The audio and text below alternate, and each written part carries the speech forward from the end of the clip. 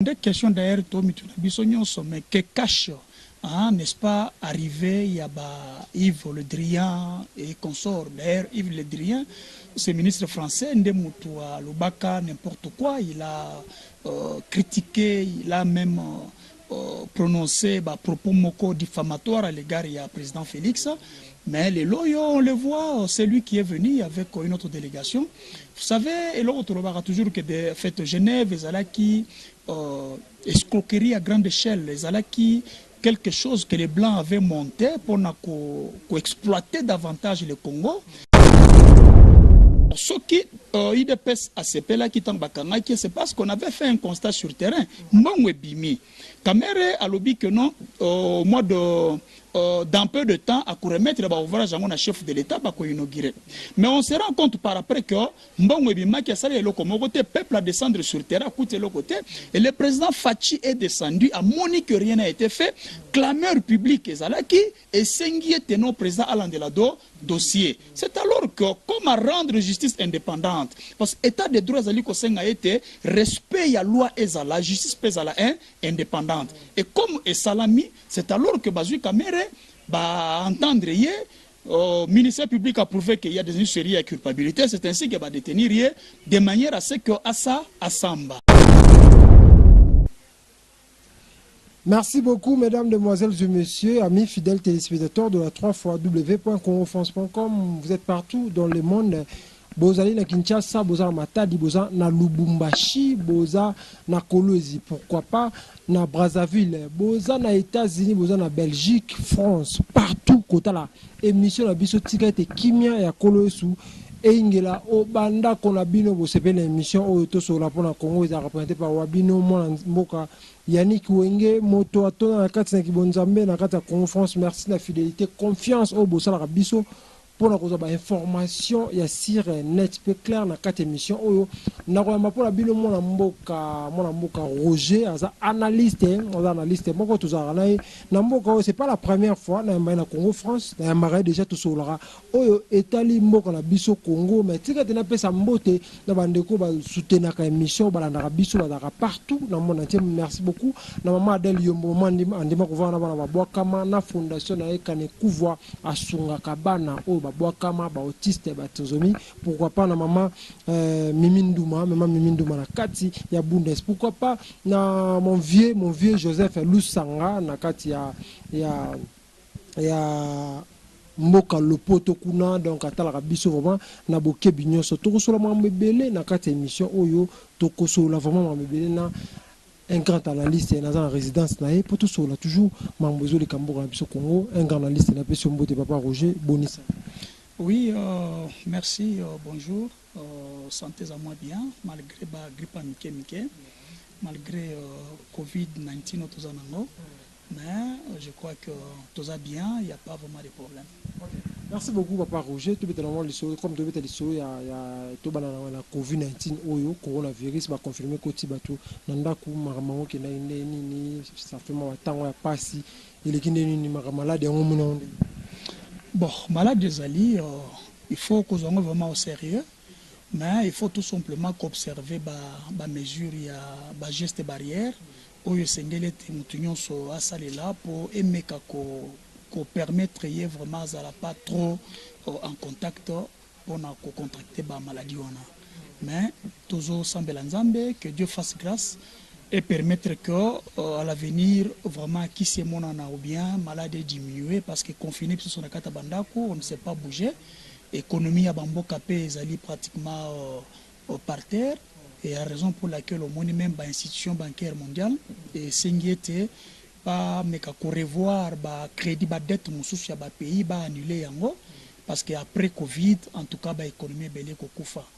Alors pour ça à combien plus forte raison notre économie à nous ils ont un soutien une économie qui est déjà détruite durant toutes les 53 années où le régime Souba s'est succédé.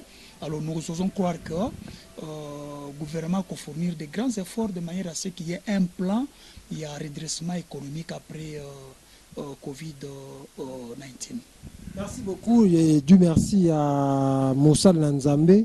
John Mackey c'est Israël depuis Paris kala mingte na ya une émission peut sur la mamboka parce que ayepe na éveil prophétique na ye où ils appellent impact na idéologie to beta papa to beta sous lisolo ya ba européen to moni cadeau na bango pe présence ya ba ministre na bango na Congo bango baza ba les seuls oyo bandimaka récite topé nomi ndenge président Facha koma ki président na Congo bandimaka yango te ba komi ko yana ba cadeau ba komi ko la biso ba belé oyo bato bazolo bango eza bazo na boule nini na bouke ba nimba zong sa lira yo yiba na Congo topé eloko moza sima bon parce que mboka msusu baza ko choquer baza toucher trop na COVID-19 pourquoi bon aponika oui des questions d'ailleurs to mituna biso nyonso mais que cache n'est-ce pas, arrivé, il y a Yves Le Drian et consorts. D'ailleurs, Yves Le Drian, ce ministre français, Ndemoutoua, Lobaka, n'importe quoi, il a critiqué, il a même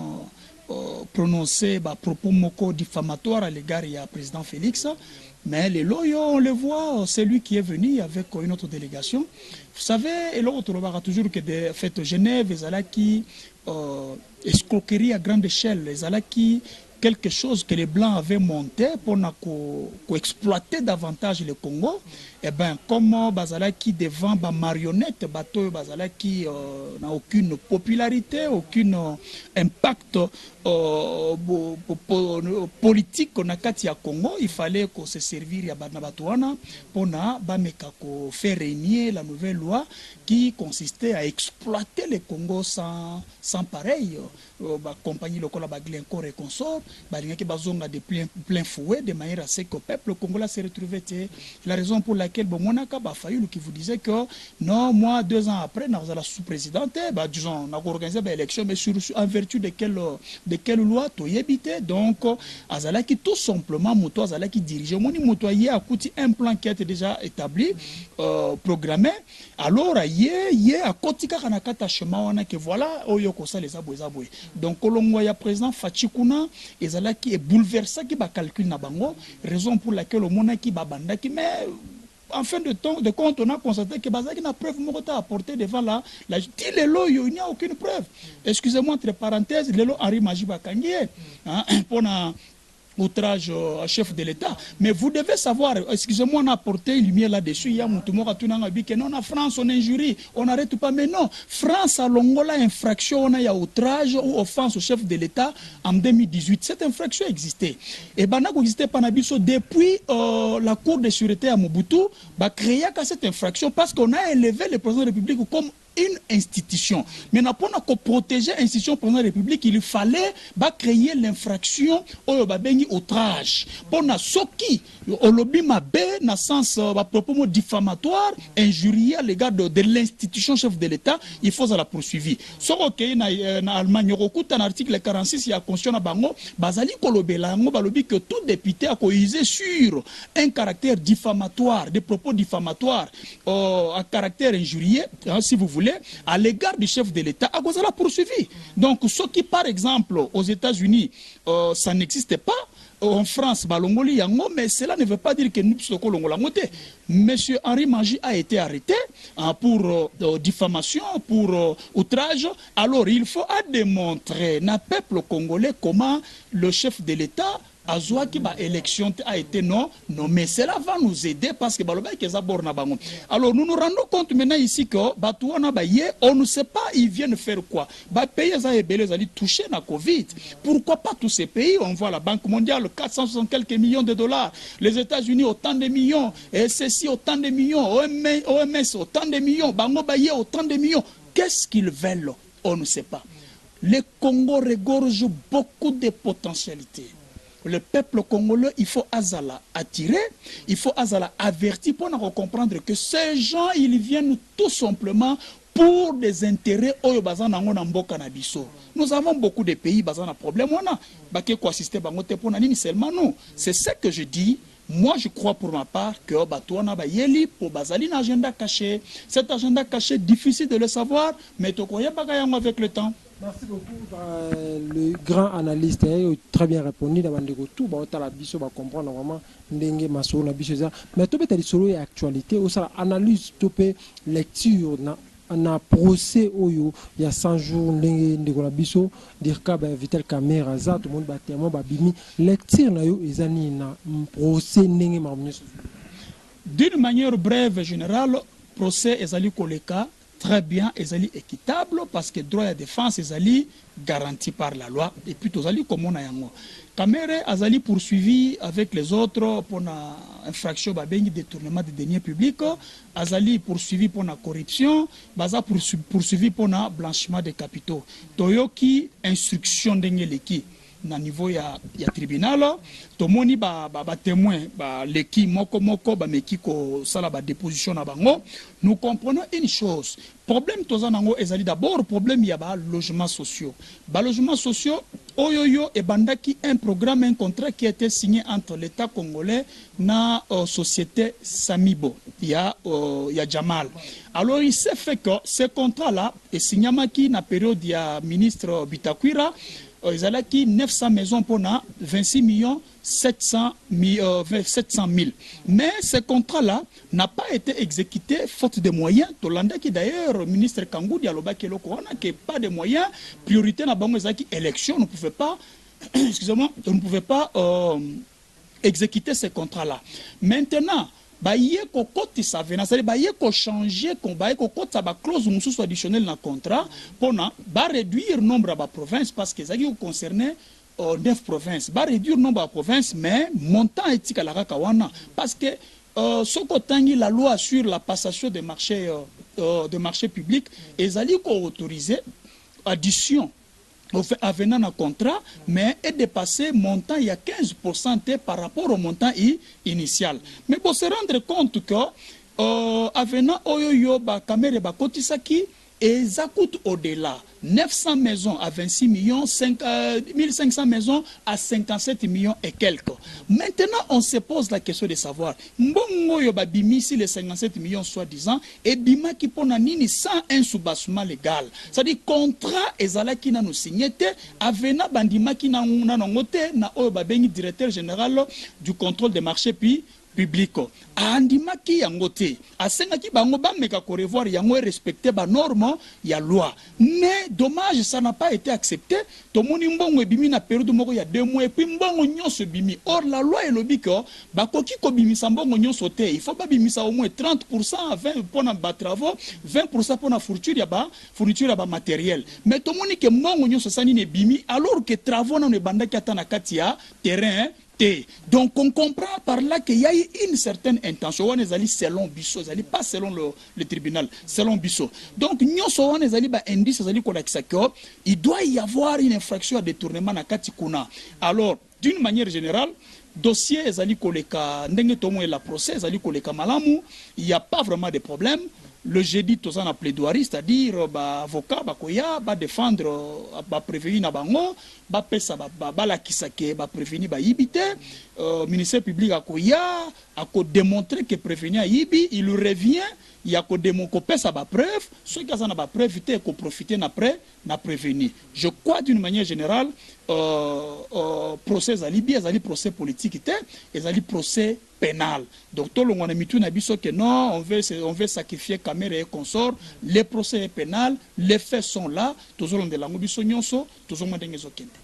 Par rapport à la procès ngezokende, est-ce que tout ça surtout bandeko base sur que coalition INC na IDPS vous a continué toujours cause là tout parce que moi mbutu ezali tant tout le monde jamais kabun ba longolier na premier vice-président assemblée tout le monde INC va sepelaki sepelaki vraiment makasi mais tant on peut bakanga Kamerhe batu ya IDPS pe ba sepelaki est-ce que coalition INC IDPS vous a au moins une coalition na IDPS UNC ça n'a jamais été voulu du peuple, que ce soit du côté des combattants UDPS en majorité.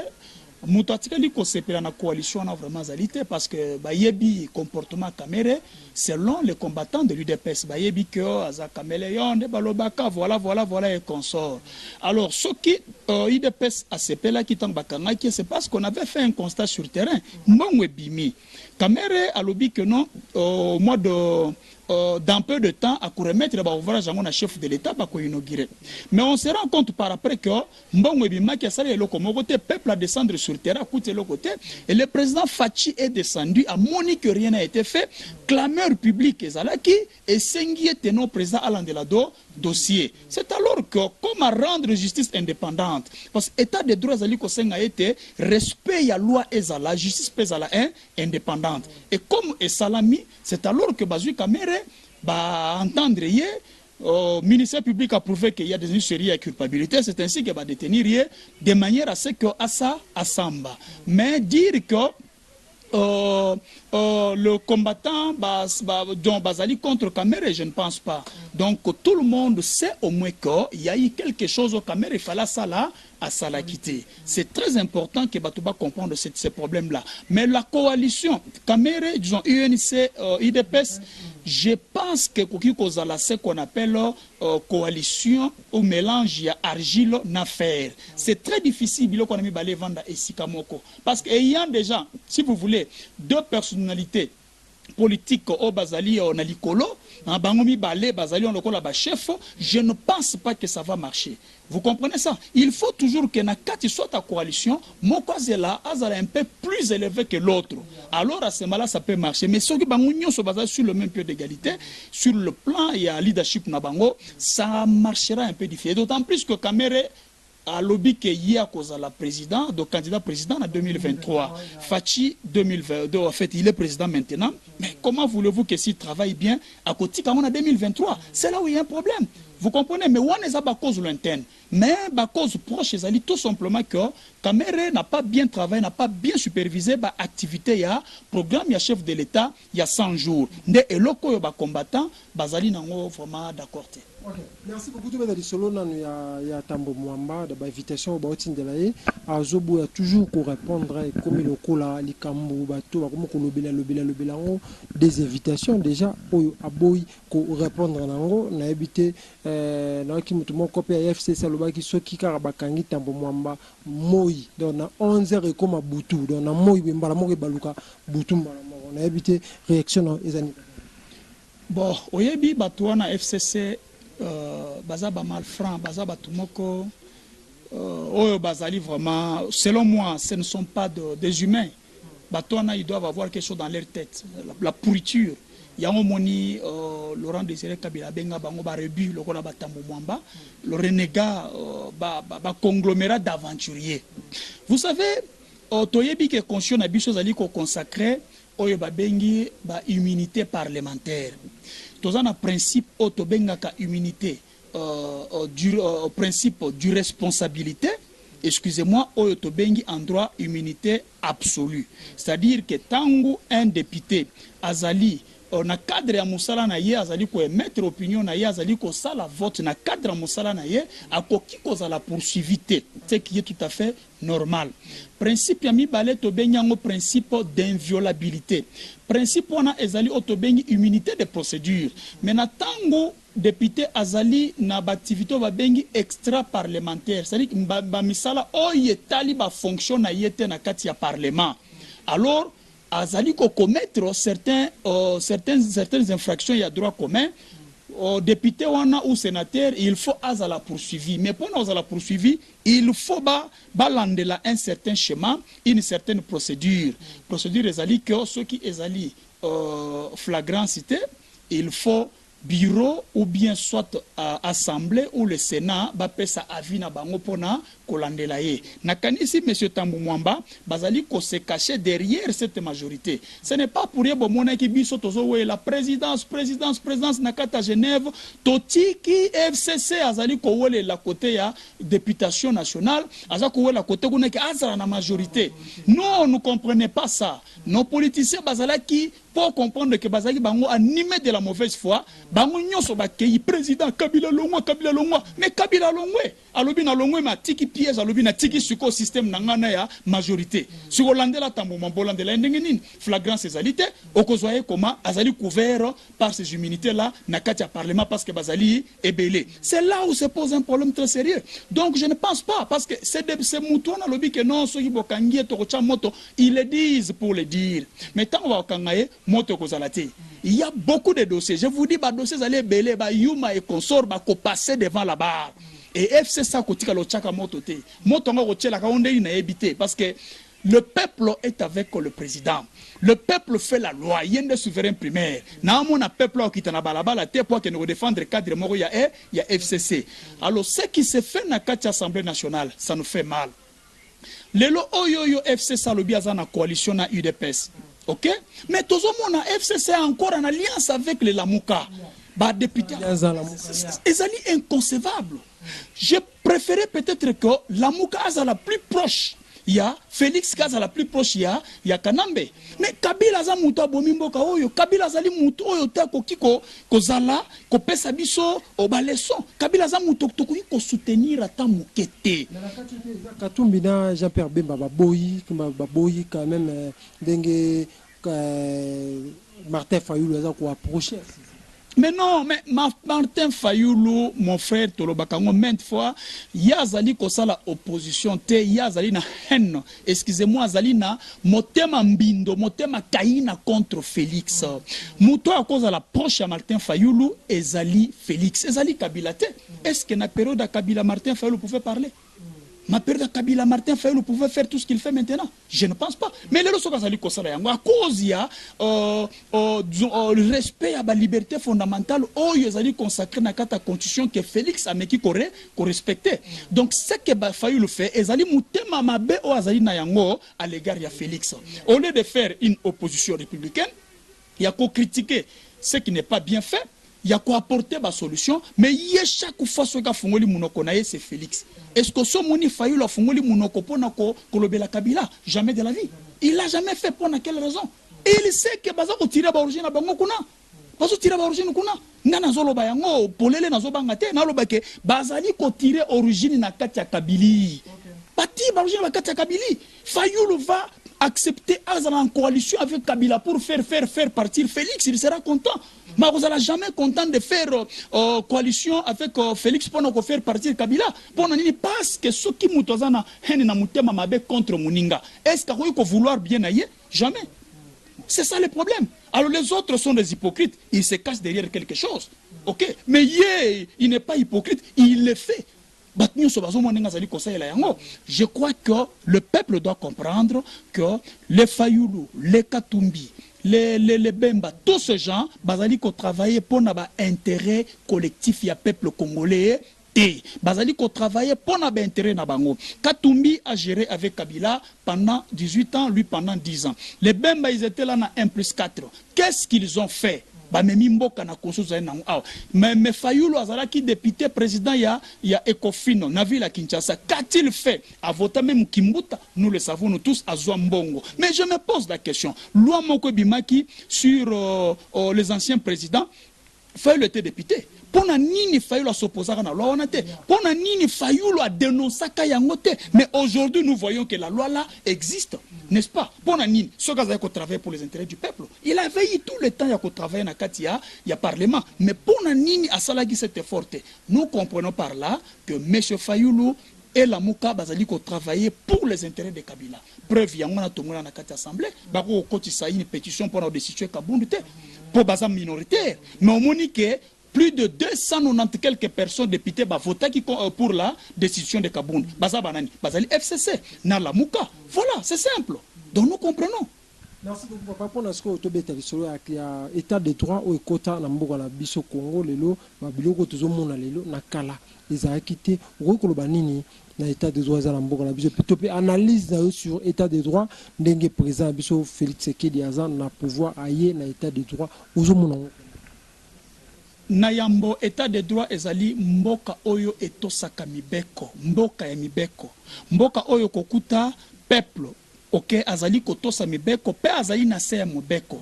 Mobeko li kunzi ezali likolo ya mibeko nyonso ya mboka. Ok, mutu nyonso esengeli te alanda mobeko wana pona ko gérer mboka. Ce que nous voyons, totikala komona yango te, ni na période ya Mobutu, ni na période ya Laurent Désiré, ni na période ya Kanambe, Kabila, on n'a jamais vu ça. Les autres ont un procès par exemple, il y a caméra, on ba ministre même en fonction bazali ko devant là-bas. ok, ce qui est là que le président a été cité que Yazana Kat, Alingaka y a un titre de renseignement, Alingaki peut appeler ça à déposer Nani Naye. Pour na kola kisakyo, Tozana Kati ya mboka ya mibeko, si et bandit. L'état de droit dont on parle, c'est une réalité. C'est pourquoi Papa Etienne Tshisekedi, de raison mémoire, disait toujours que notre lutte, lorsque nous avons le pouvoir, est allé pour l'instauration d'un état de droit. Et l'état de droit, selon lui, c'est lorsqu'il y a le respect de règles, le respect des normes, le respect de la loi. Tout le monde est en dessous de la loi. Yango tozali komona sikoyo. Totali côté justice, à se démarquer de d'autres institutions, justice a commis tout à fait indépendante. A commis comme mener l'action mais avec les même magistrat au Bazalaka na période ya Kabila. Mais va comprendre que na mutu ya mboka, tozana un président, o yazali na volonté wana ya que magistrat azalali libre. Parce qu'il est dit qu'il doit être soumis qu'il ne peut être soumis qu'à l'autorité de la loi. Il y a kotaraka elokone mobeko lobi pour na ye asalela. Akoyoka oyota yokiote akoloba oya moni selon conviction na ye par rapport à la loi. Donc l'état de droit marche.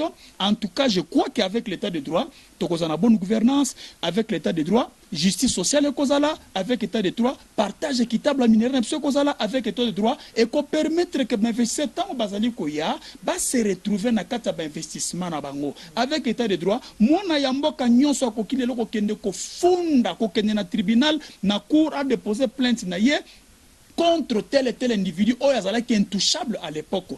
Les cas ezawana, tomoni moko na sali yango, tomoni mutumsu pa sali yango contre Fachi, tomoni donc c'est-à-dire et la kisiko tozana kati état de droit. Olinga te, les actes que nous voyons être posés sur terrain nous prouvent que justice ya Congo est comme une pesa leçon na justice est belé ya monde. Tolandi banalise ya ba médias moussous étrangers, ba lobby yango, ba lobby que avec ces procès, avec ce qui se passe au Congo, donc Congo a pesa leçon na ba pays belé Afrique, pays ya monde qui est comme une justice exemplaire. En tout cas, je crois que c'est ça. Merci beaucoup pour votre cabana. Beta le ya arrestation ya Mukuna, Pascal Mukuna, tout le monde a toujours dans la prison, to éviter selon analyse na yo, ba makamna yeno sonenge leki ndembe salama yo au monde. Bon, arrestation Mukuna, il faut seulement comprendre que c'est quelque chose qui va monter de toutes pièces, parce que à mon avis, so Hollandi déposition il y a Mama Chibola au moment que pratiquement il n'y a pas eu viol les ali quand viol les ali na moment oyo acte et salami sans le consentement de la femme. Mais Mama Chibola a lobby par exemple que non il m'avait dit Tostoyo Kanaki sur base ya vidéo moko oyo batie na nani que réseaux sociaux toyebi que technologie allait avancer ba ko changer ko ça n'importe quoi. Sur base de cette petite vidéo on arrête quelqu'un et ça induit série à culpabilité aux hommes n'est-ce pas. Et puis même temps to ba parcelle et consort. Mais ye nani mama ya ye mama Chibola ayebi que la femme légale ya muto akufaki azaina bana na ye atika ki ni seule parcelle. Cette parcelle il faut revenir na bana na ye. Moi ça za la héritière moi ça zali usufruitière. C'est-à-dire qu'azali ko bénéficier tout simplement ya biloko mobali na ye. Mais héritier azali mwana. Alors, aussi longtemps que moi, nazali wana, beaucoup ya parcelles zali wana, et ça parcelle moko bangonde mutu fallait ba récupérer ya yango. Donc ils en a bilo mso mike na kanisi ba avocat mukuna, ils vont en profiter pour na ko démontrer que viol les ala quitté, pe infraction moko stikala ko salama te. Mais ezali tout simplement un plan monté ya Kabili pour amoni ete mukuna ameki ko éveiller lisusu moi population sur ba fait infractionnel oyo Kabila a commetaki. Alors pour na ko pesa peuple force il fallait anéantir un peu Mukuna. Mais ce combat est allé porter à nous. Combat on a idéologie na biso et na katia peuple. Combat est confité. On peut arrêter les combats, mais on ne va pas arrêter les combattants. Et plutôt on peut arrêter les combattants, mais on ne va pas arrêter les combats, disait un philosophe. Donc combattant il faut l'arrêter, mais combat na yé ko continuer. Pourquoi? Parce que ezali l'état d'esprit, o ezali katina ye, ezali philosophie, o yonzinga nzinga na ye pe batumusu bazali na yango pona ko kenya nango tina liboso. Merci beaucoup. Plus de $80,000 na ba mituka oyo ami de château moi si à caméra au kulubango na justement babinga qui est à lobby azwaki plus de $80,000 il y a il y a des cadeaux, il y a des cadeaux, on a des pour de 800 000 pardon, 800 000 $, pour tout analyse topé au moins. Et ça la passe, mon frère. Si vraiment il y a des gens, on a un niveau bami, d'abord copier ça, on a cadeau 800 000 $, environ 1 million. Mais c'est dommage. Il y a moins de qui s'habillent, il y a un détournement. Mbongo on est outé comme ça, mbongo détourné par son mari. Oh ya tie yango na kati ya bakesi na bakati ya bakonti na ye. Vous savez, ça nous fait très mal vraiment na kati ya mboka na biso. Si vraiment nous devons vivre ça, ça fait mal. Et quand je vois les gens en train de soutenir Kamere, vouloir impliquer le chef de l'État, Bazali, nos frères